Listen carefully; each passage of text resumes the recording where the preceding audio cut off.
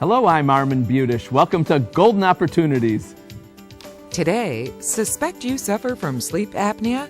No need to guess. There's a test you can take in your very own home sleep home. Then we'll take stock of how much risk is right for you at retirement. A new day has dawned in healthcare. We've got a wake-up call on what you should know. Plus, can't hear me now?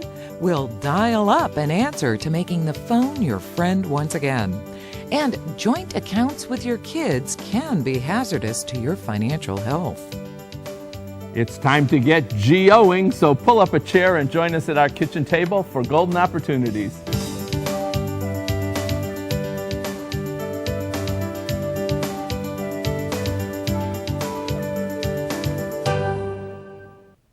Here's an eye-opening statistic. Nearly 90% of those with sleep apnea go undiagnosed and untreated.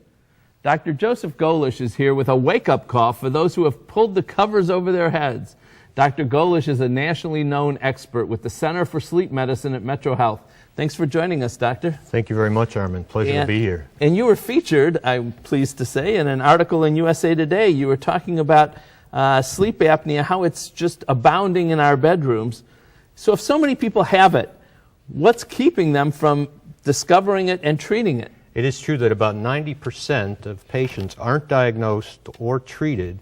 And to put it bluntly, it's our traditional approach to sleep apnea, suspects that is, it's very, doesn't sit well with many of us.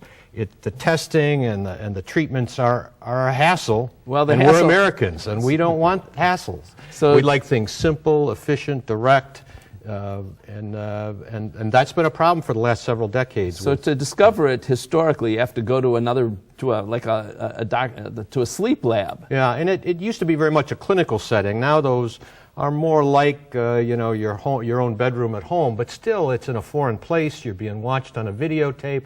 There are numerous wires, including lots of electrodes placed on the scalp to get brain waves. How do you sleep like that? Well, there is something called first night effect, meaning people don't sleep well the first night in the lab. And this is the treatment. Again, I don't know how people sleep with that, but that's the CPAP machine? Yeah, and that's why a lot of people who pretty much know they have sleep apnea don't bother getting tested, because they know that very likely that CPAP may be the end game. And the idea of that is something they aren't willing to live with. And there are real dangers, though, if we don't treat sleep apnea, right? I mean, health dangers. Yes, and the information about that has increased exponentially in the last several decades. And clearly, it causes heart trouble, it causes strokes, heart failure, diabetes, hypertension, high cholesterol, problems with our thinking, our memory, and also stress. It increases anxiety, depression in people. All right, so new options. This is what's exciting to me. You're going to tell us that there's some new options available out there.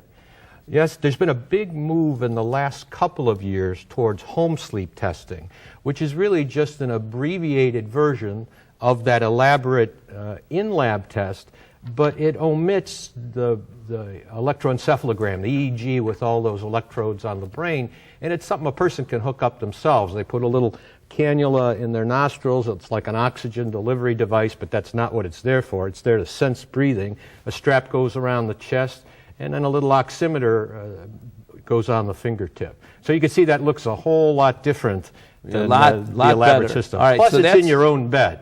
And that's analyzing it, diagnosing it. Now, treating it, you also have some new options. Yes. The problem with CPAP is that as many as 80% of patients who go as far as getting the device don't actually use it faithfully. In fact, insurers are now starting to take those devices away from people if they're not using them enough to make them safe from their apnea. So what's the new treatments? Well, I think there are three different alternatives that have the big advantage is that people pretty much always use them, as opposed to that 80% of non-use with CPAP. It's more like 95% use with these devices. And there are, I think, three that are worth talking about. All right, so what's this we're looking at? This is called ProVent. What it is, a little patch that one puts on each nostril at bedtime. It has a valve in the center. It's like a one-way valve So it's easy for the person to breathe in through the nose, but when they go to breathe out, it produces a back pressure. All right, and that back pressure keeps the throat open. You become your own CPAP machine. And this is different now. This This option? one just came out last year, the Provent maybe 2 years ago. This is called the Winx machine, which is about the size of a water pick generator with a little tube coming out of it like a water pick. And this last one looks like a mouth guard. Yeah, well, the Winx has a mouth guard too, but what it does, instead of pushing air in, it produces suction and pulls the soft palate forward and opens the throat that way. The mouth guards have been around a long time, but the problem is those infomercial ones you see on TV don't do enough to treat the apnea. They may help snoring. But the big advantage, this device just came out 2 weeks ago. There's a version that can be done right in the office within about an hour instead of taking impressions, send them to a lab. So the advantage is it can be settled very quickly. Well, it's exciting that there's so much new out there, and I appreciate your bringing this information to us, Doctor. Thank you. Thank you very much. If you suffer from sleep apnea, you know a good night's sleep would be a dream come true, and now it can be thanks to the exciting new testing and treatment options that are available. My thanks to Dr. Golish for opening our eyes and our breathing to these alternatives. And to learn more, use the information coming up next. Find out more by calling Metro Health at 216-778-7800 or visit www.metrohealth.org. Want more Metro Health medical information? Be sure to tune in to WTAM 1100 each Saturday morning at 7 for Metro Health and You, hosted by Dr. Christine Alexander. Next, risky business? But first, a famous American inventor attempted to make his mark as mayor of New York City 2 different times. But this clever creator couldn't crack the code for a winning mayoral message.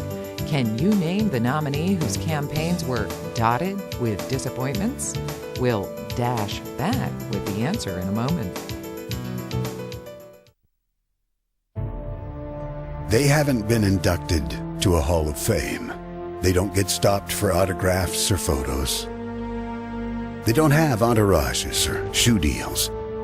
But they still deserve our applause and admiration because they are fighters, believers, heroes. We are the Metro Health System. We are the proud sponsor of the comeback. While he had his finger on the pulse of an emerging technology, Samuel Morse never got tapped to take the top spot as mayor of the Big Apple. Still, his Morse code was a big winner when transmitting text via telegraph. Does risk-taking give you a thrill? Maybe you skydive, you drive race cars, you live with your in-law. Just kidding about that one. Most of us, we don't want to risk our lives. We may sometimes risk our life savings, though, and there's no thrill in that, and it can surely put a chill into our retirement plans. So Jim Lineweaver's here to put our ideas about retirement risk on the right track. Jim's a certified financial planner with the Lineweaver Financial Group. Thanks for joining us, Jim. My pleasure. So at the risk of repeating information, define risk for us first. Yeah, well, we'll keep the in-laws out of this for now, but Please. okay. Just joking. Right. But in any event, really what it is, it's the odds of losing money versus the expected return that you're, kind of expecting to get on that investment. And that risk measurement is what you should do to analyze your investments. Because a lot of times what we do is we do a free CAT scan for people about their investments, and people are actually taking on a lot more risk than they really realize. And that can get them into a lot of trouble. Doesn't any investment carry risk? We can't say all of them, but some do, and obviously take more risk than others, and that's what you have to weigh versus, a savings and a CD at a bank versus mutual funds or stocks and things along that nature. So there's always a balance in there for people, and that is what you have to get right, because a lot of people don't pay attention until it's too late. How does time play into risk? Well, that's huge, because what ends up happening is the longer the time frame until you need money, potentially, the more risk you could take. So, if I'm paying for a kid's or a grandkid's college in the next year or two, I'm not going to really put on a lot of risk. And so it's really defined as your willingness, your ability, and your need for these levels of risk. Whereas if, there's somebody that can actually, look out for a 20, 30-year time frame for some different types of investments or till they need the money, they might be able to take on more risk with that. So when you talk about ability to take on risk, help me understand that a little bit. Yeah, so let's say you have you've done well, accumulated good money, you have over a 7-digit portfolio, and what ends up occurring is that you may not have to take on a lot more risk. You've made it, and as long as you're prudent with it and don't screw up with it, you're going to be fine for the rest of your life and create a nice legacy for your family. However, if you get greedy and try to double that money and stuff, that's where you can get into problems. Whereas somebody that's much younger, just starting out and really trying to build some time and also some money for their future, what happens is they can take on more risk to try to become financially independent. So do we all need to take on risks? Well, not necessarily. I mean, it depends on your aversion or what we call sleep well at night money, So in other words, what amount of money do you want to have sitting aside? So gosh forbid if another 9/11 or anything ever occurs, you can just roll back over in bed knowing that you've never lost that piece of the money. And then the other portion you can do is try to stay ahead of inflation. And so we have to keep evaluating our risk because that changes our ability, our willingness, all those things you pointed out changes over time. And our time frame changes too. So you suggest we constantly reevaluate our status? You do. Whether it be rebalancing and stuff like we talked about the last show, or just making sure that, investments, maybe if they are over to the risky side, that they're producing dividends, that no matter what's going on with the underlying stock market, that you might be able to be getting a reward for that during those volatile times. You could also use 100 minus your age as all the amount of money that you want to have at risk. So just simple benchmarks, but they really stand the test of time to make sure your portfolio is going to turn out the way you want it to. Always good information. Thanks, Jim. Thanks for having me. When it comes to your investments, risk isn't bad, it just needs balance. So follow Jim's advice and take the time and be willing to use your ability to determine your need for risk. I got all the words in. Need more help? Give Jim a call. His number's up next.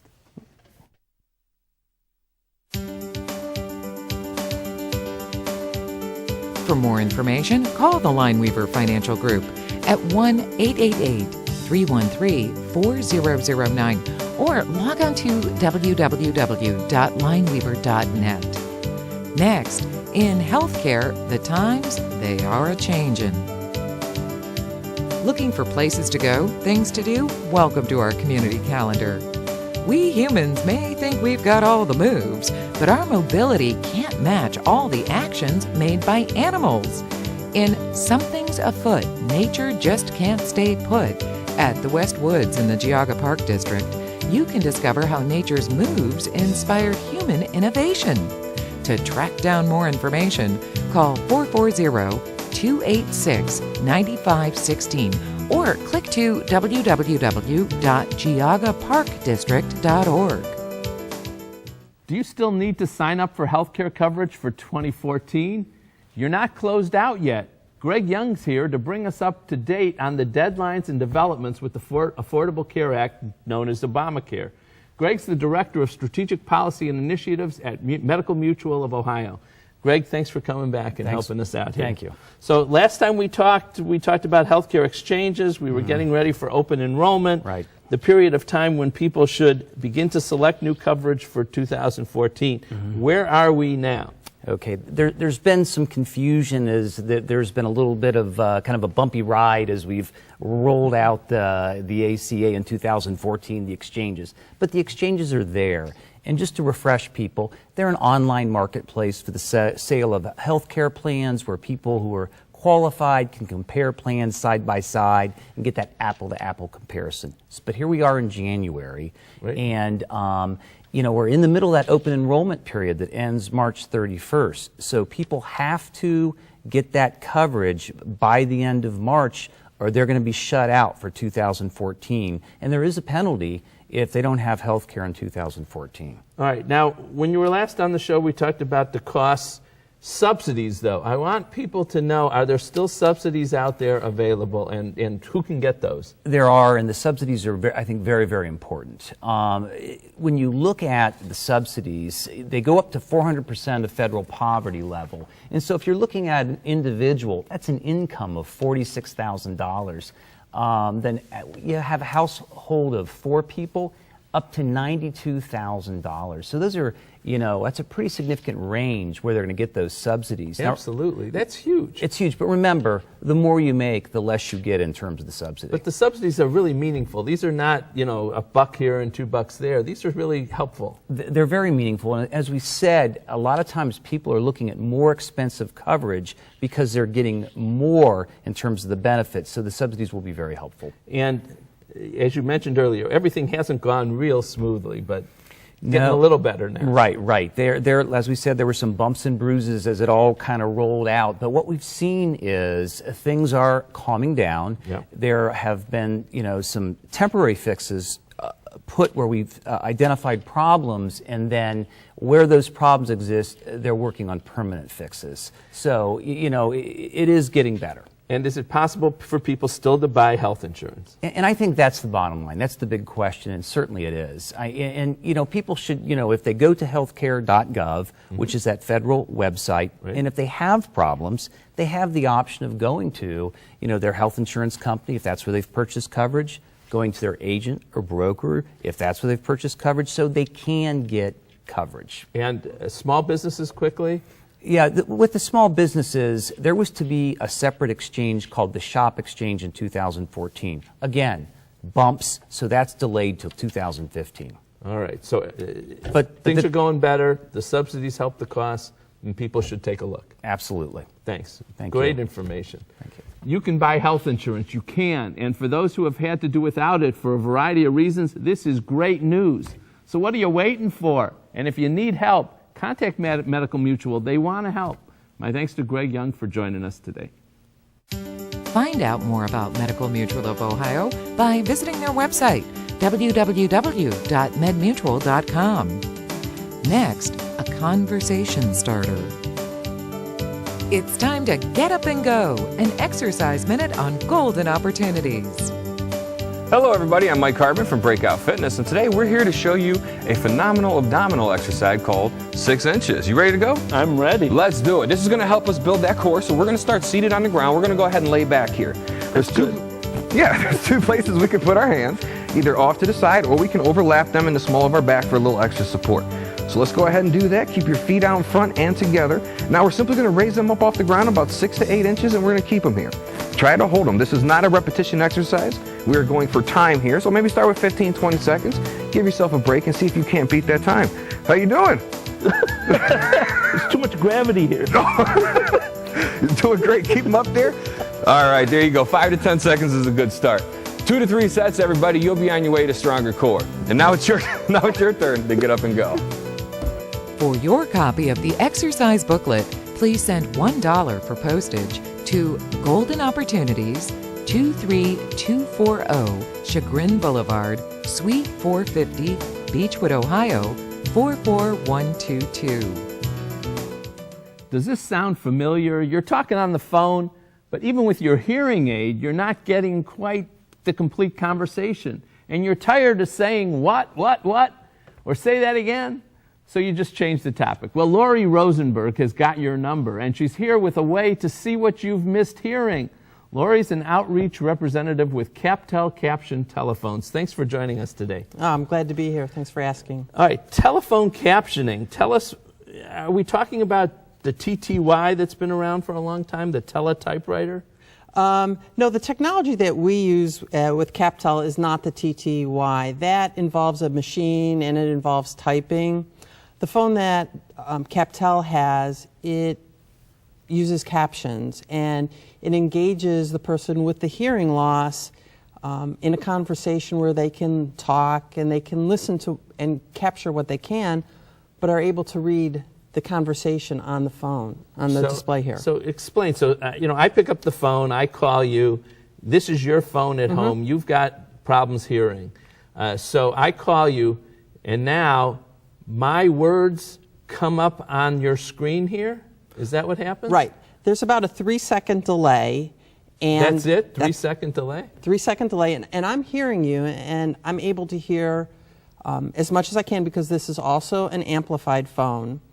But I'm filling in the gaps of the conversation that I might have been missing in the past by following your words on this display screen. So it comes up, can you change the size and the color and things like that? Yeah, absolutely. We can make it comfortable to what the customer wants. So we can change the color, we can change the font size. Another great feature here is that the phone saves the last 500 lines of captioning. So if you were talking to your doctor and he prescribed a new medication for you, and you think you got it, and you don't want to ask again what, after the phone call, you hang up and you can scroll back through and read the entire conversation, and so you know exactly what the doctor said. And nobody's typing in this. This is strictly by words. This is strictly by words. And now I hate to ask this question, but our viewers are going to want to know, what's this cost? Yeah. That's actually a question I love to answer. The hardware here, the phone, is $75. And that includes free installation, setting up all the details of the phone, and training the user, the customer, how to maximize the phone. And then what's the monthly fee? Yeah, that's usually the second question. And that's another great one. There is no monthly fee. No monthly fee? No. Who's paying for this? Well, the Americans with Disabilities Act is paying for it because the user of this phone has a severe hearing loss. And do you have to go to the doctor and produce, tests and things, or will you take their word for it? Yeah. Do you take their word? We'll take the word for it. All right, so if somebody comes to you and says, I am not hearing well, I have a severe hearing loss, you will sell them this phone, you'll install it, you'll do all the things, $75, that's it, no additional cost, and this will work, and the words will come up on the screen. You got it. Pretty great. We're going to give people the phone number. I bet some people will call you. Thank you for this very much. And this is, again, courtesy of our federal government, Americans with Disabilities Act. Right. Thank you very much. Frustration during phone calls due to your hearing loss, ring a bell? If so, a Captel captioned telephone might be for you. For just $75, you'll be able to see what the person on the call is saying. Now, to find out more, use the information that's coming up next. My thanks to Lori Rosenberg for joining us. To learn more, call Captel at 800-233-9130 or visit www.captel.com. Next, think twice or 3 times before putting a child on your bank account. Welcome to Breckenridge Village, a continuing care retirement community conveniently located in historic Willoughby, Ohio. Whether it's a luxury apartment, a spacious ranch home, or newly built brownstones, it's all here with the added security of knowing more care is available when you need it. Breckenridge Village offers an exciting and upbeat lifestyle, and the food is fabulous, and our staff makes you their #1 priority. Learn more about Breckenridge Village and come see our new Veal Wellness and Aquatic Center. If you're like most parents, you've named an adult child as a joint owner on one or more of your accounts. You probably did this to make it easier for your child to help you handle finances. And that's during your life, and then at death to help you avoid probate. Now here's the $64,000 question. Is doing this really a smart move? Maybe not. Joining us to explain the problems with joint accounts is my problem-free law partner, Mike Solomon. Thanks for joining us, Mike. So, Mike, what's the problem with adding a child, an adult child, to your bank account? Well, there are 3 problems. Number 1, as you said, a lot of people set it up to avoid probate. But their will may say, I give all my assets, I divide it equally, let's say, among 3 children, and then they decide to put one child on the account as a joint and survivor account. That's going to trump the will. So on their death, all the money goes to the person on the account, notwithstanding the fact the will says divide it 3 ways. And so the joint account wins out over the will. Trumps the will, yes. So even if your will says everything equally, one child could get a whole lot more than the rest. That's exactly right. All right. Second problem, you said there were 3. Yeah, the second one might be, let's say you have this joint account with your son on the account, and all of a sudden your son has a creditor problem. the creditors could go after the entire account, not just half of it, by the way, the entire But that's account. your account. It That's doesn't not matter. your child's money. You're going to have to prove that. So what's going to happen potentially is the creditor is going to grab the money, and then you're out that money. So if your child has an auto accident and gets sued for $1 million, they can go after my account that I put my child on just for convenience. That's right, because your child's name's on the account. All right. Third problem you mentioned. Third problem is, let's say, again, your son gets a divorce. His soon-to-be ex-spouse is going to probably try to freeze that account. And even though it's your money, you're going to have to go to court, you're going to have to hire a lawyer and spend a lot of money to prove that your money is your money. So what I've seen in divorce cases is, one spouse goes in and gets an order from the judge saying, everything with my son's name on it, every account is frozen. Nobody can touch it. My son can't touch it. That would apply to my account that has my son's name on it? That's right. And the trouble there, that money is locked up until it takes time to go through court and prove the money is yours. You'll probably be able to do that by tracing everything. But in the meantime, it's locked up for many, many months potentially. And can I do that myself, go to court, or do I got to hire a lawyer? Well, you're probably going to want to hire a lawyer, and you're going to pay the legal fees, and you'll never get that back. All right, so we talked about at the beginning the advantages of naming a child on your account. You avoid probate. It's easier for your child to help you with finance. Is there any other way to get those advantages? There's a much simpler way. Just with a bank account, you go to the bank and you name it. You say, I want a payable on death account, and you name the beneficiary. If it's a brokerage account, it's a transfer on death account. You name your son, your daughter, whatever it is, the beneficiary. That avoids probate on your death. But while you're alive, they have no rights to the account. So if they get a divorce or have a creditor problem, they can't go after that money. But what if you want them to be able to help pay your bills? Well, you can put on the account, you can name your son or daughter as a power of attorney, or give them a separate legal document, a power of attorney to handle your accounts for you. But if you do that, then if they have a creditor or a lawsuit or a divorce, that doesn't affect my account? That's correct. It's not their money. They don't have any rights to it. They're just basically your fiduciary as to the account. Great advice. Thank you, Mike. Appreciate that. Putting a child, an adult child, on your financial accounts for your protection can sometimes backfire. You can really protect yourself by following Mike's advice. We'll be right back. Call Budish, Solomon, Steiner, and Peck at 1-888-236-5173 for more information or to schedule a speaker for your organization. Or log on to www.budishandsolomon.com. Thanks for joining us on next week's show. We've scheduled a checkup on the latest health issues. We'll share why moving to a retirement community may just be the best move you've ever made. And are your teeth as white as snow? If not, we'll tell you how to whiten and brighten your smile. Until next week, please remember to make the most of your golden opportunities. Would you like to join our kitchen conversation? All you have to do is call toll-free 1-877-765-1543 and leave us your question, name, and phone number. Or log on to www.golden.tv for all the latest information and show updates.